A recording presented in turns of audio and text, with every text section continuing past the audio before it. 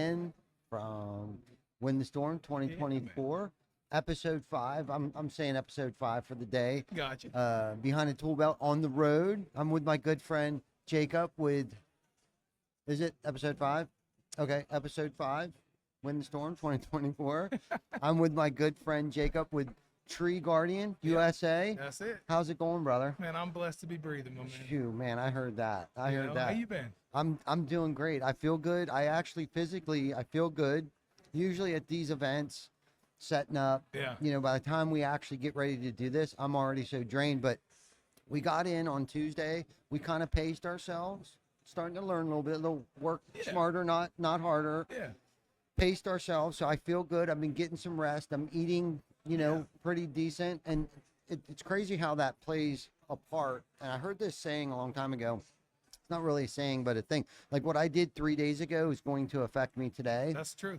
So I've been, really trying to be intentional about working out, resting, eating right, especially when I know I'm getting ready to go on the road. Yes. So I've been trying to take care of myself better, and I continuously think about, okay, what did I do 3 days ago? Yep. What did I do 3 days ago? What did I do 3 days ago? So I feel good. Yeah. Thank you for asking. How are you doing? Man, I'm doing better, man. And, we've had a couple ups and downs this past year in health-wise, but look, I'm alive. Mm-hmm. I'm here. I'm getting to see my friends. We're pushing some business and making some moves, man. Yeah, that's good, man. That's what it's about, having an impact. And I know you've impacted the industry for how long now? Oh my God, I've been in the tree game since 2011. But really, my whole life, my dad had tree service and so on. And then really, I've been really hitting it hard since about 2014, 2015. Yeah. Right. And we've grown to where we are right now. We're in multiple states. We're one of the only tree services that have as many cranes as we do, the grapple cranes that we have. And then we're also one of the only tree services that correlate into the roofing world. And we work with a lot of these guys here. Yeah. Right. So, but no, man, we're blessed. We're blessed. Yeah, no doubt, man, no doubt. And what's cool is one day you were showing me some pictures of like these wild contraption cranes that like grab transformers, man. Yeah, like grab logs, like full trees. Yeah. That this equipment that is, I can't even imagine how expensive this stuff is and to maintain it, but how important it is when you're probably one of the first responders. Oh, when you go to a storm, right?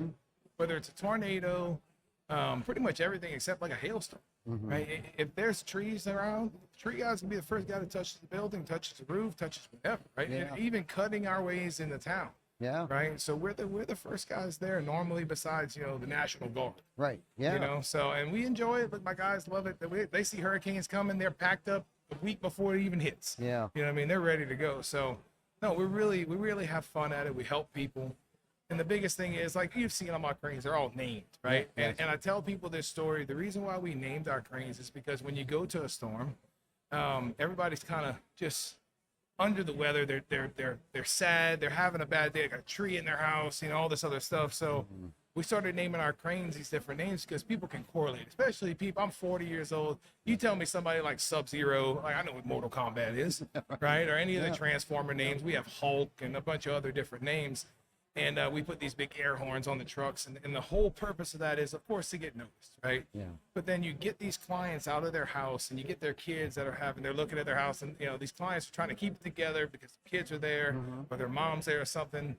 So what we do is we put them inside that truck and say, hey, listen, like you yank on that horn as much as you want, right? Get all that anger out. Like, I don't care if you're screaming in there, whatever you need to do. And every single time we do it without fail, it brings a smile to their face. And it takes them out of that moment of despair, even for just 5 minutes. And that makes me feel better, man. We're out here we're a for-profit entity, right? We're not doing it for practice. Right. But we're out here making a difference in a way that when I leave, if I'm working for a roofing company, when I leave, the client's not going to really remember much of what they're going to say. Oh, a big cool crane came. They're moving on to the next step. So my goal is to make that roofing company look like superstars, right? Yeah. Because they called in the cavalry, right? But then, every homeowner is so different, but we've correlated the fact that everyone wants to smile. We just got to figure out how to get it, right? So it helps in a way that nobody else really does, because everybody, and no offense to any other company, we're all very clinical when it like we need to get in, get out, make our profit, go to the next one. Yep. And we're like that too. But I take 5-10 minutes and I teach all my salesmen to do that. Grab that client, grab his kid. You know, they love Hulk. Yeah. Go blow the air horn. Let's get them smiling again. And then when we do a great job, they'll tell the next guy. They'll tell 10 people because Absolutely. you know. So No, I love that. When you were speaking there and you started to talk about naming your cranes and your equipment and allowing, you know, homeowners or their kids to come in, I actually started to get goosebumps because I think I know you well enough. We've had enough conversations to know your passion and the value and the safety that you want to provide. Yes, you're not a profit. Yeah. For profit. Well, you're not doing this for practice. That's actually a really good line there. I never heard that before. But you know, somebody has to go out there and do it. That equipment that you have costs money. oh yeah. Right. So if they need you, and you said when National Guard comes in, well, how do you think they get in there? Yeah. It's because you're there. Yeah, the National Guard guys, they have a bunch of equipment. We're part of the Cajun Navy and those kind of things like that. But when we go in, you know, some of these neighborhoods, you're not going to get a National Guard crew going in there and cleaning stuff. So what do? I've got a client that I got to get to. I'm cutting the road open, so everybody benefits from this one person calling, right? Yeah. And then, of course, we get a bunch more work in the neighborhood and so on. But, you know, we really enjoy what we do. My guys do. I've got a really good core group of guys that love doing what we do. We have regular day-to-day tree service, and then when the time calls, we just went to Oregon. That ice storm just happened in Oregon. Man, you want to talk about trees. Wow. Like 200-foot tall Douglas firs laying on houses, stuff I've never seen before. And when we go up there, we helped a buddy of mine up there and a few other guys. And it's the same thing. People are in that moment of despair. Yeah. And I have a really interesting story from that. We were doing a job on a street, and we walked down the street, and this guy's sitting in front of his house, and he's looking at this house. Tree had crushed his whole kitchen off this house, right? And I walked up and said, man, hey, can I get you some water or something? He's just standing there, and he's just in shock, right? And there's still 6 inches of ice on the ground. I'm rolling around with chains, and he's just in shock. I said, hey, man, just come sit down with me, talk to me for a little bit, you know, because you could tell he didn't know what to do. Older gentleman. Gave him some water, got him some food, and that was his everything. His house he had saved. This guy he's from Afghanistan. He came to the United States 12 years ago. He's worked his ass off. He bought him a house, and now all of his everything that he thinks is gone, right? So we went in and he had already hired a company and whatever. So I tried to help him navigate the insurance portion of this and so on. But when the tree service came out, they came out with a little 15-ton crane, which is nothing wrong with that. But for these trees, it's not big enough. Yeah. And I told the guys, y'all need to stop. Somebody's going to get hurt. Serious as a heart attack. Yeah. And I looked at the homeowner. I said, no offense to these guys. I said, but you don't need, if they pick this tree up with that crane, we're going to have an issue. I took the top off. They went to make the second pick. Cable snapped, the tree crashed through the rest of the house, totaled the whole house. Oh no. Right? Yeah. Now the homeowner's sitting there looking at me. The guy's sitting there, the other tree service is looking at me. The other tree service gets in the crane, gone. Left. Yep. Gone. Right? He's looking, he's crying, he's screaming, calm down. Right? You can't call the cops because you hired them. Now you got to go into the insurance and so on. So we didn't charge him anything. I was right next door. We brought our crane over, we pulled it out. We helped him get a bunch of his stuff out. We helped him put a fence up around the house, and then now we helped him out. Yeah. Right? So we have a rule in our company is if I have the ability to help someone, I have the obligation to do so. So Love that. yeah, I mean, you know, this whole paid forward thing, people heard it years ago. I think our country's really forgotten a lot about that. Yeah. Right? Yeah, we all want to make money. We all want to go home, and everybody wants to be rich, right? But there's times where you have to put all that aside and just remember that you're a human being. Yeah. Right. And if you need help and I can help you right now, Absolutely. maybe we'll work out the money issue afterwards, whatever. Right. Yeah. But that gentleman, because of that, right, we helped him out, you know, and I've talked to him. His name is Irfan.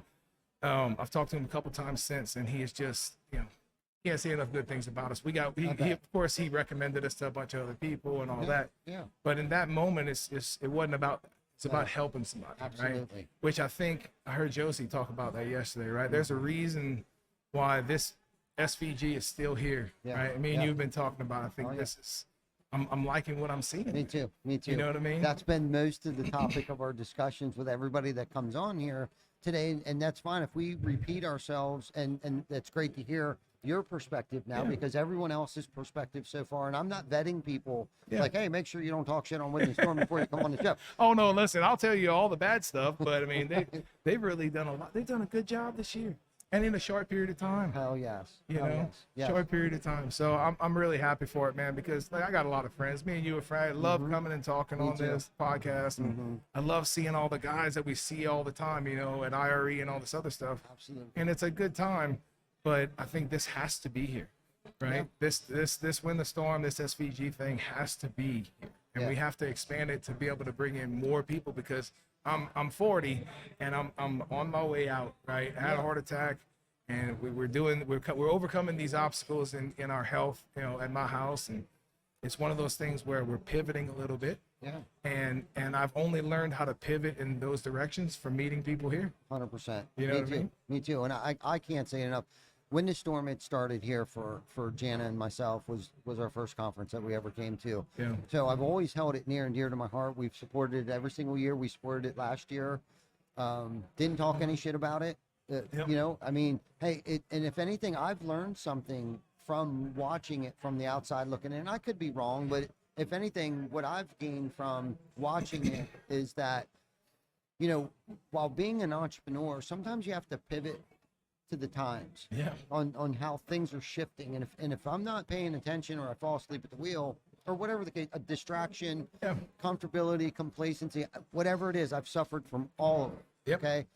If we're not keeping up, whether it's new technology coming into our industry, or homeowners buying behaviors, whatever the case might be, if I'm not able to pivot or deviate from how things are transforming, like AI is real big. If we're not using AI for SEOs and whatever we can use AI for, we're probably not going to be relevant 3 years from now. That's the truth. Maybe less. Right. So unfortunately, I think with Win the Storm, it wasn't pivoting to the times that the roofing industry was shifting. Okay.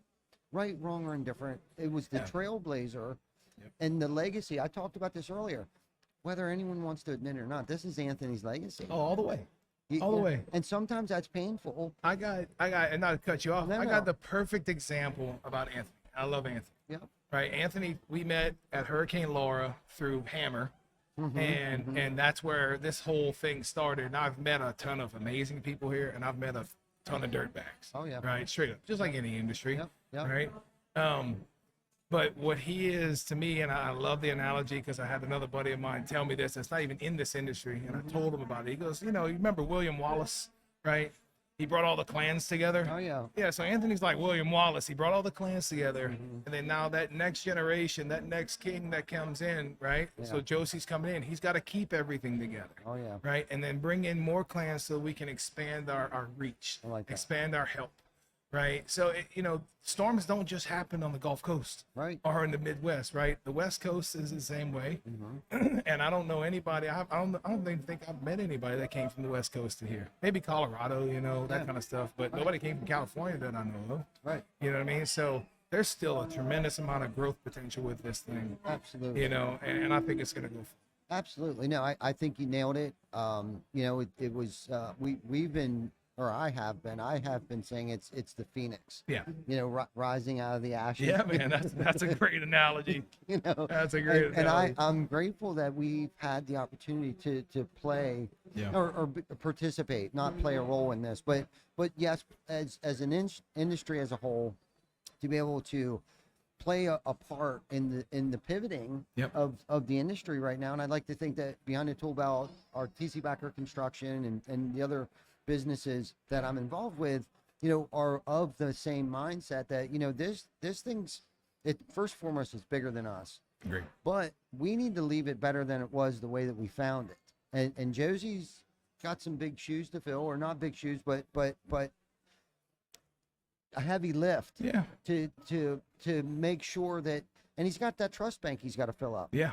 You know what I mean? That's the biggest thing. I mean, we came last year. You saw what we brought. Yeah. Right? Yeah. I came in heavy last year. You did. 3 cranes and trucks and all kind of stuff. Yep. And we had a blast. Yes, you right? did. That, because now I also think that plays into it, where there wasn't a storm last year besides Idalia, and that hit the place where there was really nothing for it to really bother. Yes. Yeah. You know, so we really didn't correlate the money we spent, nothing really turned up, Yeah. right? Right. So coming this year, I wanted to see how the vibe was going to be, which I do. I like it. I like it's very clean. Everything's cut right way, and you know, I'm going to be here in the booth next year. Yeah. So No doubt. but we're kind of pivoting as tree guardian, right? Because of some things that are happening with me, and I've already talked to a lot of people. So I mean, you putting it out there. There's, you know, I put it out on a little podcast earlier. Is we're going to be teaching roofing companies how important a tree service is, right? Just like solar correlates to roofing so well, Oh yeah. right? Trees and landscaping do the same thing, Absolutely. right?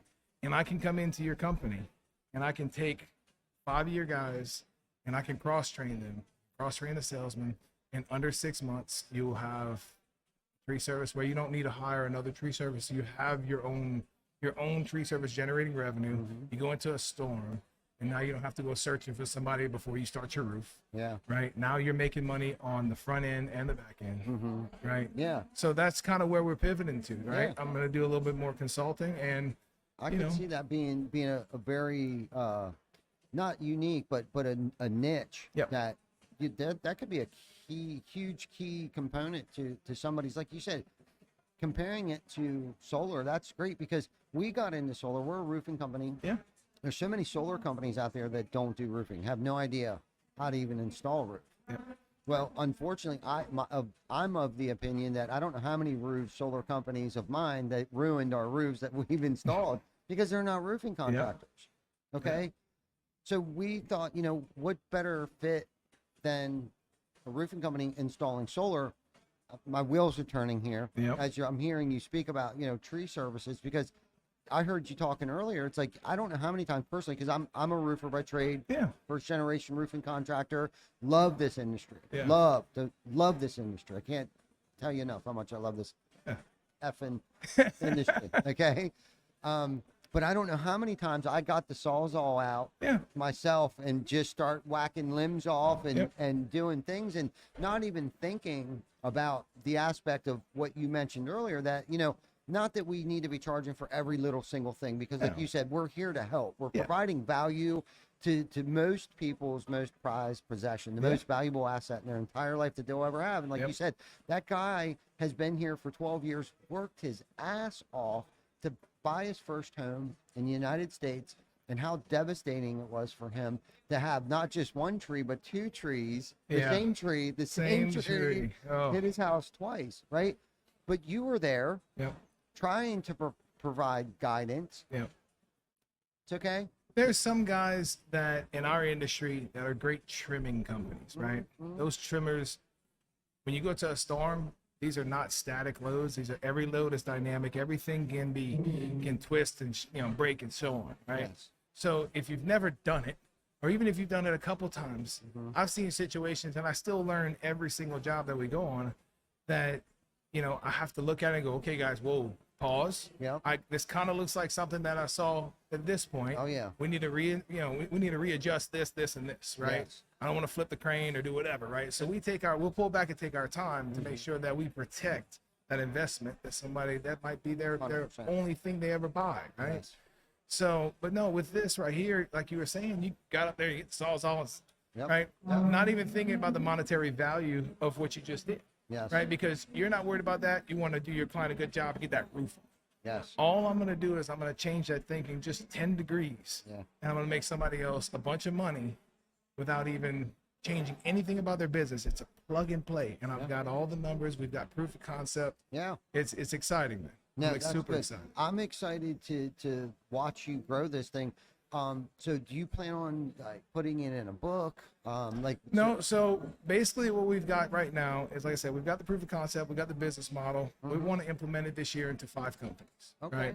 So 5 companies by the end of this year, I want to have their own tree services, right? Whatever it is, right? So we have, and I started my own little roofing company, right? Because I'm moving into a space where I have a partner. The partner's going to take care of all the day-to-day stuff, and I get to be the pretty face and come on shows like this. There you go. Right? Nothing wrong with that. So, and he's awesome. Brendan Pope's my partner, and he has Southern Revival in Louisiana.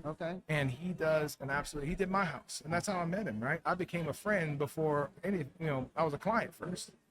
But I'm transitioning into that because it's less stress on me, right? Less stress on the heart. I get to spend time with my kids, but I can empower all these guys that, again, all you want to do is a good job for your client. You concentrate on that roof. These little ancillary limbs, you're not thinking, well, this could be an extra $1,000. How many thousands of jobs have you done over the years where you could have made $1,000? Oh yeah, right? for sure. It makes perfect sense. So since we've proven that, and what we're going to do is we're going to have teachers, have ISA certified arborists. They're going to come in. They're going to help you understand how to trim a tree, what to do when this happens, that happens, so on. We're going to have trainers with all the cranes. We have the financing set up already.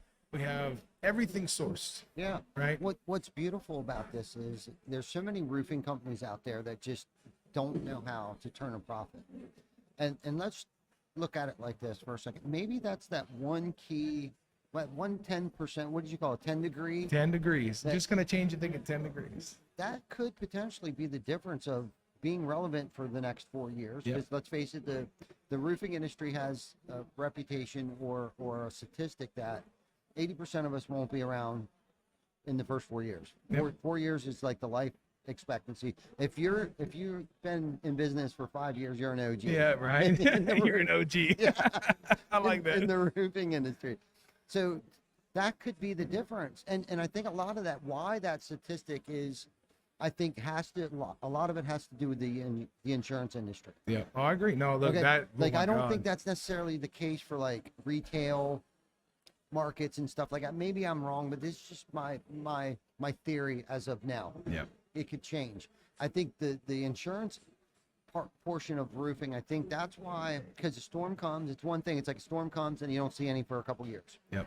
They're not doing the right marketing, they're not doing the right branding, or if they're in a heavily, like this area here, there's a lot of hail comes through. Oh my God. Okay. There's like 7,000 roofers here in Dallas, Yes. something like that. Yes. So let's say that's their main source of revenue is insurance, but one, knowing how to deal with insurance companies. Okay. I think work with them, not deal with them, work with them. Yeah. Right. If you work with them, you had a good reputation. Yeah. Fair and equitable. Yep. Fair and equitable. Right. It doesn't always make sense. The scope of work doesn't always make sense, but if you could just add that extra $1,200 into that, where it might take 2 hours, but this is the problem. All those years that we've been trimming those tree limbs down, okay, that's an hour worth of work that we're not being compensated for. Yep. Let's talk about the debris removal.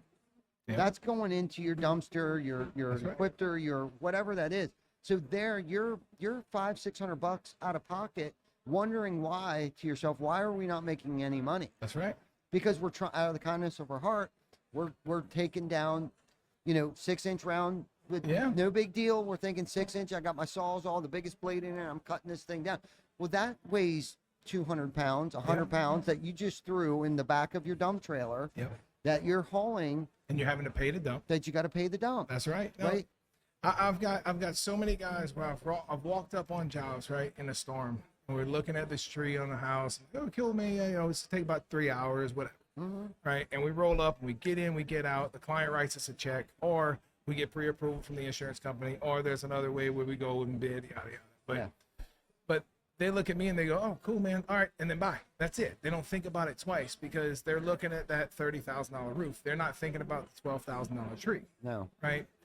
But if it's correlated, meaning if you own both, then you're going to be able to charge for both. You'll be able to put that O&P on top. There's costs incurred if you pay with the roofing company to the tree service, right? There's all these ways where you can make that extra little bit of money. And in the retail side, it's just another vertical where you just have to get that foot in the door. Yeah. Right? Because the tickets are not giant. The average roofing company, I just talked to a roofer, does, he said his average ticket's like $19,000. My average trimming ticket is about $1,200. Yeah. Right? That's one little shoe in the door, and then as they're looking, they're looking at you doing a great job. Now you're a trusted company, and you go, hey, how would you like a free estimate on your Absolutely. right? And that just gets you on there, and then your salesman does the rest, right? In a storm, if I get the tree that's on the roof, I'm telling you, 98% of the time, the roofer gets the tarp and the roof, and then if I wanted to get the interior, the exterior, the pool cleaning, the dog washing, doesn't matter. They trust us. we do a good job, we're efficient, they know that I'm going to push that same narrative through the rest of the process. Absolutely. Right. So if I can empower other companies to do this, one, it's going to make me feel great. I want to help other companies, especially smaller companies, right? But it's also going to help me not be as stressed. I get to enjoy what I do. I love coming to these conferences and talking to people. And I love sales. Yeah. Right. That's what I've done my whole life. Basically, I've done sales. And I really enjoy it. I really enjoy helping people. So I think this is going to be our next adventure. Yeah. You know? No, and I like what you're saying there. It sucks, especially for hard, working entrepreneurs like we are. It takes a life-altering experience for us to realize, okay, let's start focusing on things that make us feel fulfilled. Yeah. Right? Because we're working hard, and chances are the reason why we're working hard is not even for ourselves. Yeah. It's for everybody else. Yes, our family, okay, we're working for them, but it's those that came to work for us that bought into the dream of like, hey, this is what we're trying to do. We're trying to impact people's lives, and we're just grinding away. Little do we know, we're grinding ourselves down to a nub. Truth. Our health, mental, physical, all of it, health, man. spiritual health, all of it is on the decline the entire time. But then God usually, and I'm not a Bible bumper, but usually had to jam on the brakes for me to like become self-aware of like, okay, something's going on here. Yep. I need to change my lifestyle. I need to change my thinking a little bit. I got to start seeking those things, right? Because I still got to make a living for my family. What do I enjoy? Where I feel more happy, more at peace, and feel more fulfilled. Well, I went on Stephen Martinez's podcast, American Dream, and he asked me like, one of the things was, it's how do you have a work-life balance? Like, there's no such thing. Like, if you want all these real shiny toys and the jets and all this other stuff, like, there's no such thing as a work-life balance. It is just kick ass, take names, and die, right? Yeah. So, that's the reality of it, right? You look at these guys. Look at Elon Musk. He has the same 24 hours as we do. Oh yeah. You think that dude wastes 1 second of it? No. Right? I catch myself, and I evaluate my time every week, right? I catch myself where I've sat there and I've flipped on Facebook for an hour, right? And just got that drone. So we've taken that stuff out. Instead of going that direction, my wife and I, because there's been I had a heart issue. She's had some health issues. And she is an absolute champ, man. She'd be here right now doing this. I mean, she's always with us over here. Yep. And she's back home healing up. But we've had some things where God's like, hey, we need to pump the brakes. Yeah. So we've got 5 kids, and I've been moving or on the road for the first 3 of them their whole lives. Oh yeah. I've got 2 left, and I want to see them grow up. I want to be there a little bit more. And I know I can make that decision happen. And the other day, kind of sat down on my back porch. I don't know if you've ever seen a post. I got a river in the backyard that I built. And I'm sitting by my river, and I'm thinking to myself, like, what do you really enjoy? Like, what makes me get up in the morning? And it wasn't always the money. The money's fun, right? Yeah. We get that dopamine effect, man. We get that sale. What happens? That drops down. I want to get another sale. Oh yeah. Right. But sitting down, I was like, man, I do this so my kids can have an amazing life, and they can look back and say, Daddy did everything he could to make sure that we didn't want for anything. Yeah. Right. And I want to be that person in my family that starts this generational wealth. Right. I might not see it in my lifetime, and it might not be in my kids' lifetime, but I want to set them up so that by the time my grandkids come around, they have something they can look back on and be like, Pop really did a great job. Yeah. So that's kind of the thing that I'm working on right now. And it is, man, before we look at Hurricane Ian, we did 72 days straight, and then I had a heart attack. Wow. You know what I mean? Yeah. So, and we made great money, but it damn near killed me. Yes. So, I got a little girl and a 15-year-old boy. The last 2 are kind of in the house, and I look at them and I'm like, man, I don't want to miss anything. Yeah. So I bought a ranch in Tennessee, and we're going to be building some stuff up there and just making better decisions to make that kind of dream happen, which is not everybody's dream, right? Yeah, right. But that's kind of, you touched on it. Like, before you look at it, before you realize it, you look back and it's like, well, shit, I just did all of this, and I get it. I helped some people, and I helped a couple of employees, but then I missed everything in my own family, right? Yeah. And guys don't realize that. They see the toys, right? They see the Lamborghinis or the Rolexes, and all that's awesome. I love shiny shit with buttons, okay? Yeah, right. I do. Yeah, me too. But people need to understand that you have to take care of yourself first. Yeah. Right? And then after that, if you have a family, you need to put them higher than a lot of things, Oh, yeah. right? Yeah. You're gonna miss some things, right? No big deal. We all do. Mm-hmm. But at the end of the day, I can't get back time. I can earn money every single day. You put me, if I got to dig a ditch, I can earn money. Right. You know what I mean? Yes. So, but this is the things that I've been thinking about lately, and that's why we've pivoted. Good for you. Right, we've pivoted at 10 degrees, and that was my 10-degree turn. It was like, look, we've got everything rolling. We're making money. We have a nice lifestyle, but is it really worth dying over, or is it really worth missing all this time with our kids over, or whatever, right? Yes. So we just kind of pivoted 10 degrees, and now, man, I've had such a great response from a lot of guys. And like I said, this year I want to do 5, next year I want to do 10, and then the year after that, wherever it takes us, right? Yeah. So I think it's going to correlate super well. Yeah. Just like the solar did, No, I love right? it. And then I'm going to teach guys to pick up those pennies, because the pennies add up. Yes, they do. No, that's so good. I mean, as you're sitting here talking, and it sounds like our story's a lot alike when it comes to our work ethic, right? Yeah, man. And for so long, for so many years, not that I put my family on the back burner, because my intentions was to bust my ass to provide for my Yeah, family. you're doing what you're supposed to be doing. Yes, so my first son, he's 30 years old. I didn't get I missed first days of schools. I missed the band practices. I missed all of it. Yep. Second one, Mackenzie did a little better. Rocket's actually here with us today. And so I'm calling it. I'm trying to be super intentional and being present when I'm there. Yeah. Like, for so long, even when I was home, I wasn't there. Yep. I wasn't present. I'm calling it the work-life blend. I don't necessarily believe in the work-life balance. No. You know what I mean? Especially when you're trying to lead by example, whether it's at home or at work. Yeah. Okay? You got to sometimes be the first one there, and sometimes you got to be the last one to leave. That's right. Okay? And that's could The be life of an entrepreneur, right? yeah, right. And when you have a great family behind you, and especially a wife, Yeah. okay, that understands that and has it on lockdown at home, right? She's not bitching, she's not moaning, she's not wondering where the hell you're at. You know what I mean? Because she's playing her part, she's doing her role. But I think we get to a certain age in our life, and it's usually right around the 40s. You said a couple times you were 40 years old. I'm 47. Sometimes quickly, sometimes slowly. You caught on probably quicker than I did, right?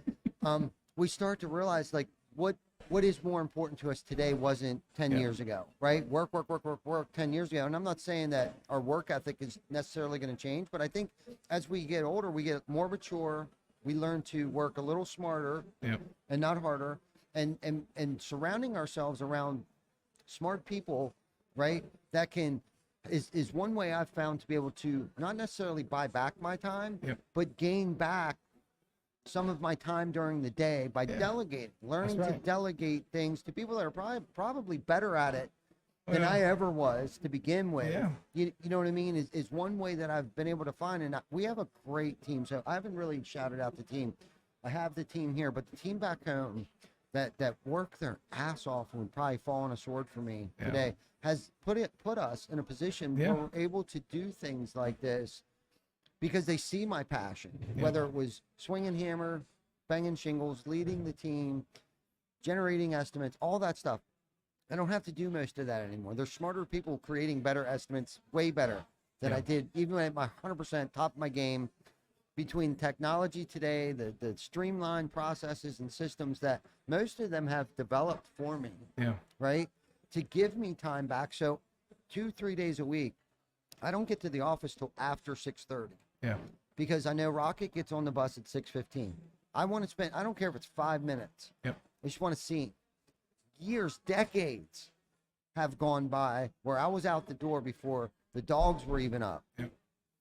And getting back after they're already in bed. Bro, I'm the same thing right now. I'm waking up, and my wife normally brings the kids to school. They go to a private school. Yep. And I've been waking up every day now. I'm like, no, you rest. I want to bring them. Yeah. Just because I want to hear them. Yeah. Right. Even if I don't see them, I want to hear them. You know, I hate it when the house is quiet. I love hearing all the noise, and even if they're bickering at each other, I still love that noise, right? As a father. Absolutely. And I miss, like you say, so much focusing on doing what we're supposed to do. We're supposed to be providers, protectors. We're supposed to be men, right? Yes. And that's the way I was raised. I think that's one thing that we're losing in this country. Yeah. Right. But that's my own personal opinion. My children are going to be they're going to be what they're supposed to be, right? We're supposed to be the way that God created us, Yeah. right? Yeah. So I'm not raised, and I can't say that. I don't know if I can curse on here, but that TikTok thing says I'm in the business of raising motherfuckers. Yeah. Right. Yeah. My boys are gonna be strong young men. They're gonna be respectful. My little girl is gonna be a damn CEO or some kind like that. Yeah. Like I'm telling you, she rules that house like with an iron fist. Yeah. So She runs it like a CEO. that's right. No, it's the truth, man. Gosh, she runs them boys around like you can't even believe, right? And if I need to know something, trust me, that's my informant. Oh, yeah. But we've got great kids. We're blessed, and my wife's amazing. But you're right. And I heard a saying. I want to talk. Just say something about that. My wife Carlos is amazing. She's been through a real tough time since November, and we got a tumor removed out of her neck. And I want to say thank you to everybody that's been praying for her and thinking about her. But my grandfather told me something, and I really, I never understood it up until these last 6 months, is that a woman can either be your anchor or she can be your wings. You have to make sure that you choose the right woman. And it's hard to choose the right woman because we all evolve over time. But she has definitely been my wings, man. She's been, when I fall short, she figures out a way to how to pick my ass back up and push me down the road. So, and that's one thing that I've taken from these last 6 months, because it's been really crazy that without her, I'm not here. I wouldn't even be alive. Right. Honestly, because the heart attack, she's the one that recognized that. She's the one that got the EMT. She made sure that they got there and all this other stuff, so, and multiple other reasons. Yeah. But that's kind of where I think that we're going to be heading, right? And all these bigger companies, I watch all these companies talk about family time and such. We give our guys off at certain points. They need family time, but they just have to tell me, right? Hey, look, hey, boss, I need a day, right? One of my drivers the other day, it was a Monday. Normally we ask for 2 weeks notice. It was a Monday. He said, boss, I need a break, right? And I said, what you got? He said, well, I'd like to go camping Friday, Saturday, and Sunday with my wife and my kids. Done. Right? I got you. I'll cover you. So I drove. Yeah. Right? Yep. So it's important. It really is. No, I 100% agree with you. We've changed some things up too. We've after 90 days you get 40 hours paid time off. That's awesome. You know what I mean? Because I really don't even care what time they get to work. As far as the office staff goes. Now, obviously the production side of guys, you got to keep them running. It's a little bit different, but I need you there. So if you got to drop the kids off, babysitter sick, you got to work from home today. Yeah, that's cool. We don't do the clock in, clock out thing, because with that kind of culture, they're not stressing because we're going to scold them because they're late for the day. They're stressed because they're letting their team down. That's right. That's more powerful than anything. Well, self-policing. Yeah, yeah. That's more powerful than any form of me punishing them. Amen. You know what I'm saying? But let me ask you a question, because I don't want anyone to misinterpret what we're trying to say right now. If you wouldn't have grinded as hard as you did early on, do you think you'd be where you're at today? No, not at all. If you were more concerned about the work-life balance, horseshit, 15, 20 years ago, do you think you'd be where you're at? No, we wouldn't be here at all, right? We'd be a little regular tree service like every other little regular tree service, and there's nothing wrong with that, right? My ambition has pushed me to a point where I refuse to just give up for average, right? And even after, whether we sell the company or however we do it, right, my ambition is still there. I still want to be great at things, right? Yeah. Just might have to take a little bit less, bit less stress on it. Right. But no, it is, if you have that fire, if somebody has that fire inside of them, and I teach my oldest two boys this, I tell them, anything you want to do in life, I'm there. I don't care what it is. I'm there, right? If it makes you happy and it makes you money so that you can live a nice, safe, healthy life, I'm there, right? But I make sure that they understand that money's not everything. It's just about this close to air. Yeah. Right. We can't do shit without it. And you can't live a healthy life without it unless you're completely off the grid. And, but those days are damn gone. Right. Right. Yeah. So they have to understand you have to work your ass off and put yourself in the trenches for a few years to understand that you can have that nice, healthy life. Right. Yeah. So that's why I told them, like, and we teach something in our house. Like, I had kids very young, 17, 18 years old.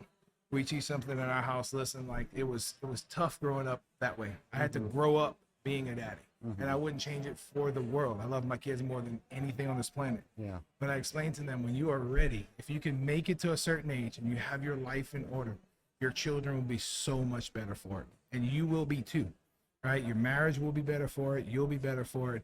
And they're listening. I got 2 of them, you know, they're in their 20s, their early 20s, and there's, you know, kids are never, they're never an accident. God puts them in our life. I fully believe that. 100%. You know, so, but we don't have to tempt the Lord either, right? So, but they have to work their asses off. And I tell my boys all the time, you know, everybody says, and the culture says out there that what? Party in your 20s, enjoy your 20s, right? No, fuck that. Yeah. Right?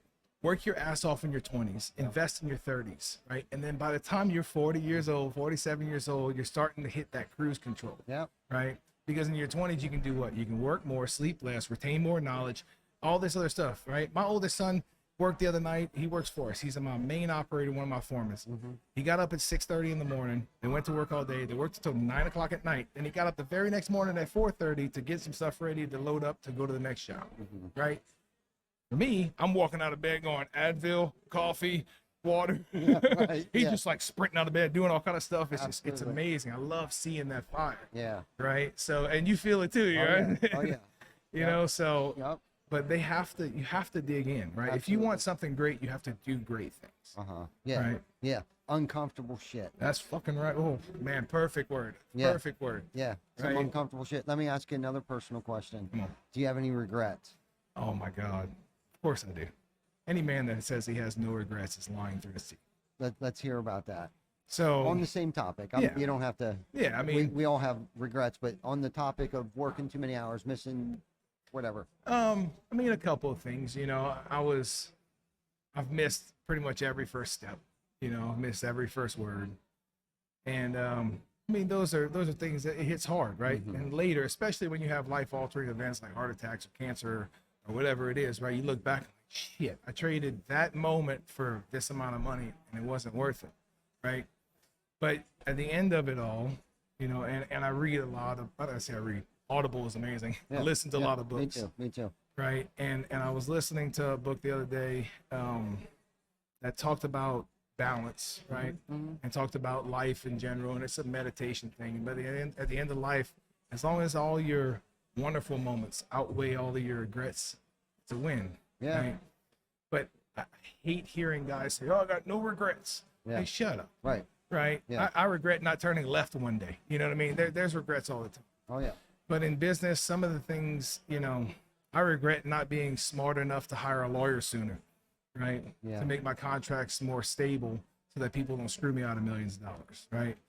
A couple other things, man. But like, as far as missing things, yeah, I mean, I could go down the list. And look, I sat down one day, and you ever want to really dig into yourself, right?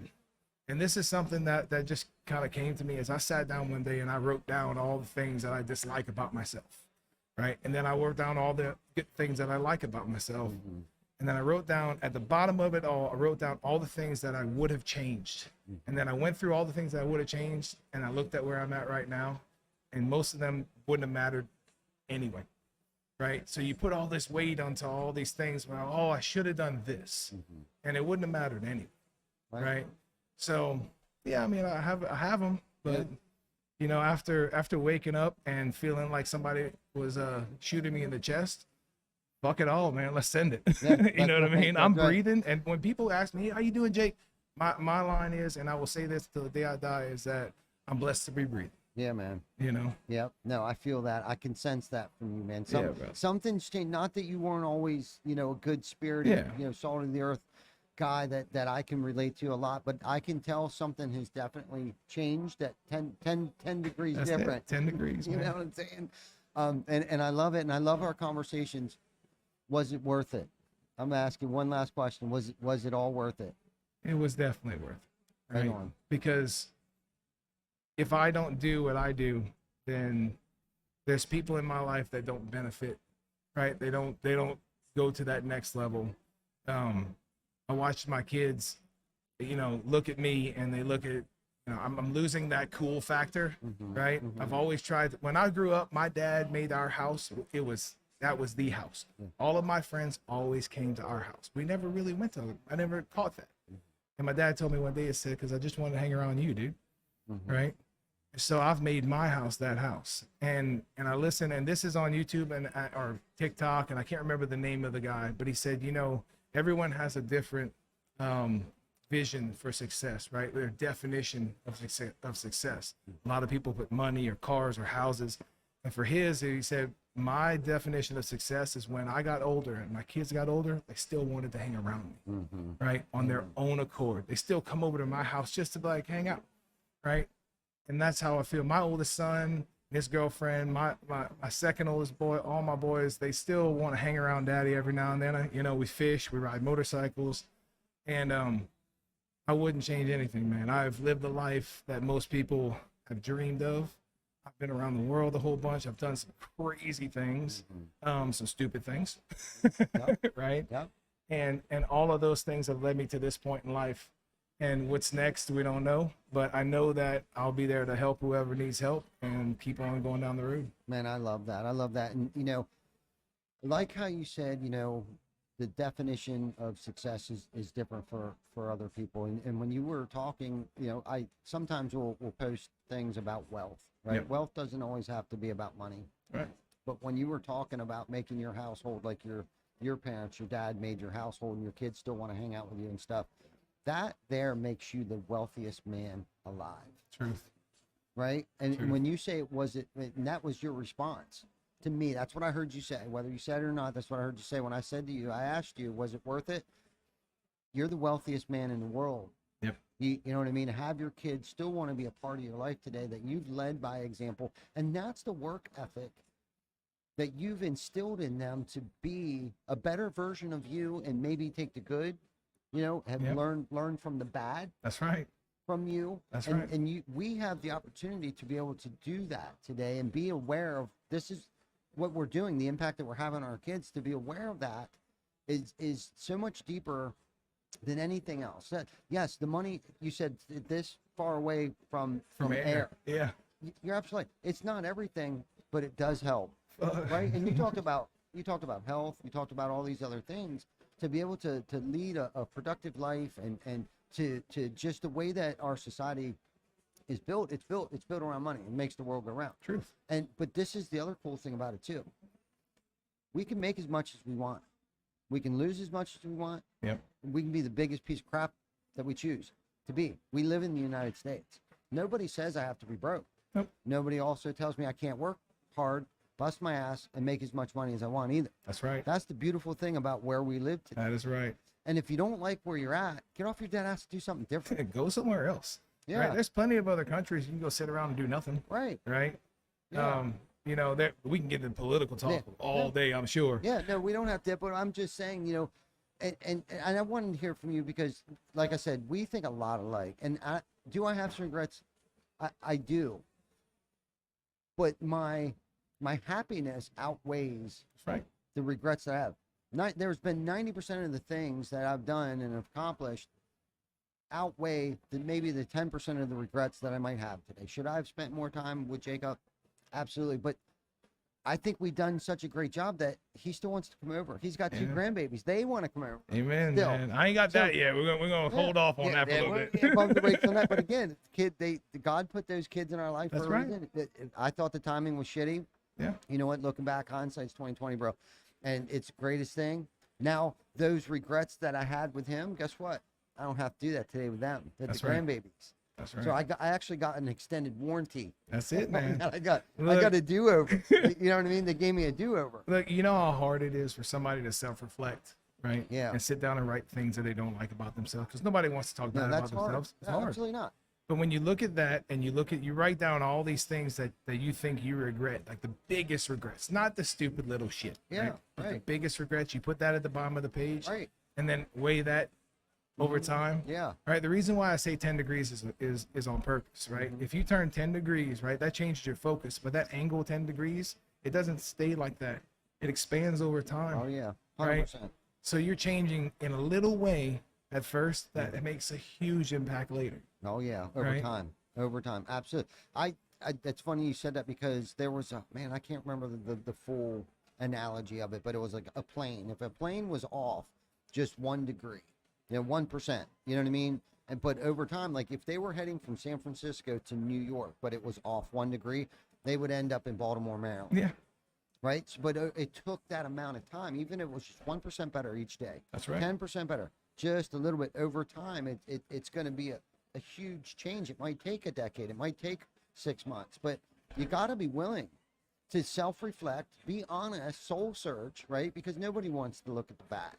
Do you follow, or have you ever listened to Tony Robbins? Oh my God, everybody has. Yes. Right. Yes. So I'm probably going to say something you already know, right? But okay. have you heard when he said everyone overestimates what they can do in a year, but underestimates what they can do in a decade? Oh yeah. Right. When I look back 10 years, I know there's not a chance that I thought I was going to be here. Yeah.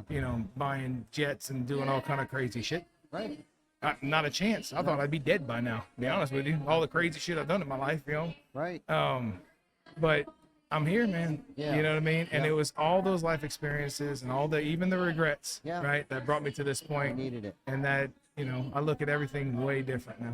No doubt, man. And Jacob, this has been probably my favorite podcast all day today. Thank you, brother. I wish we could keep talking. It sounds like they want us to do something here shortly, but Yeah. let's get this wrapped up, man. Jacob, thank you. Always, let's stay in touch. Most definitely. Everybody, thank you for tuning in. Thank you for watching. Thank you for listening. Don't forget to tune in to our next episode. I'm not sure when the hell it's going to be, but don't forget to like, love, subscribe, review, all the good shit. And we'll get back to you soon. Jacob, pleasure, brother. Appreciate you, brother. For sure. You guys have a good one.